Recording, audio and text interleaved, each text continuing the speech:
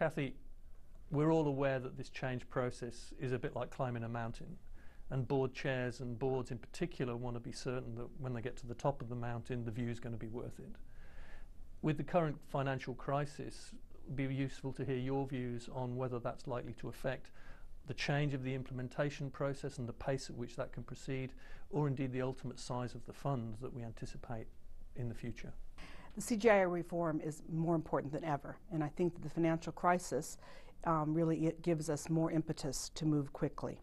Now, there's no question that the financial crisis is putting a strain on government budgets worldwide, and so that we have to understand as we look forward to increasing our financing for CGIAR.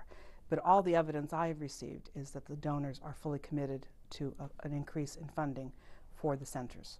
Now, why is that so? It's because I think we all recognize that the financial crisis is hitting and will be hitting the poorest the most. It's a wave that's coming through from the north to many of the most vulnerable countries who are least able to cope. We also see that the food crisis that hit us last year is likely to rear its head again. And the evidence coming from IFPRI, from IRRI, from the FAO, from many different sources is that we're likely to face another food shock. And so I think that is going to continue to drive an impetus for the donors and our stakeholders to want to have the reforms take place and take place quickly. So it means that we really cannot relax on the pace. We need to keep our commitments. The donors are going to be keeping their commitments, and we need to move forward on this together. Clearly the fund is a really important part of the partnership that we're trying to achieve.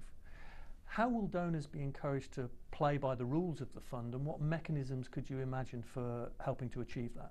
I think the first thing that we need to keep in mind that the fund is really moving towards the donor commitments that we've made in terms of aid effectiveness, for example, in the Paris Declaration and the recent meetings that were held in Accra to really further that. So what we're looking for is to build a donor relationship where donors are harmonized, where they're putting their funding against big results, where they are looking to work together to help, in this case, the centers and the researchers reach those big results, reducing complexity and reducing the amount of individual donors going after their own results, looking for evaluations. So it's a very important piece of the broad international financing landscape.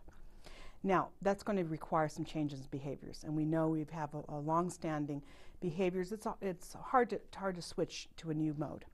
So one thing that we might want to think about is including in the charter for the new CGIAR things like what are the donor behaviors, what's a good code of conduct for donors, and then holding ourselves accountable for that, with the donors looking to each other to look at best practices, for the centers and our other stakeholders calling on the donors if they don't really meet that code of conduct.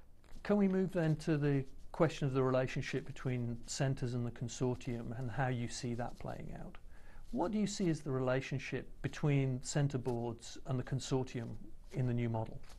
The center boards will continue to have a very key role. They will, of course, be governing the centers themselves as they do today, providing strategic directions, ensuring that good financial management practices are in place, ensuring that the centers continue to have the capabilities to meet their mission and to be able to play their part in putting in place the science that's going to take us to the broad results frameworks.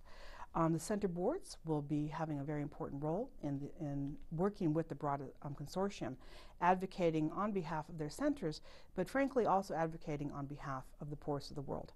How do we make sure that all the centers are working together to meet the results that we're all expecting? And then finally, there will be, as the normal course of events, being an area for staff grievance and other kinds of issues that they play today. So a really key question for boards, of course, is will the consortium have the power to merge centres?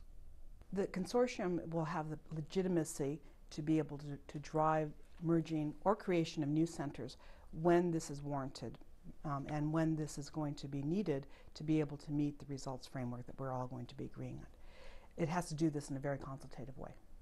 Tell me more about how you see that consultation working. Well, first of all, the consortium, with the input of stakeholders, will need to establish a process that brings legitimacy to the table, a process that brings voices in, includes absolutely the centers and the boards of the centers into the conversation. But that process also needs to have mechanisms to resolve deadlocks, for example. And only then, if we have a good process which involves stakeholders and has listening from the bottom, but also driving towards resolution, will we get to the right outcome. Kathy, thanks very much for your time. Really, it's really been a pleasure to talk to you, and I'm really looking forward to meeting more of the leadership of the centers. I've had a number of recent visits to some centers to try to build support, but also to listen to concerns. I hope that this is just the beginning of those conversations.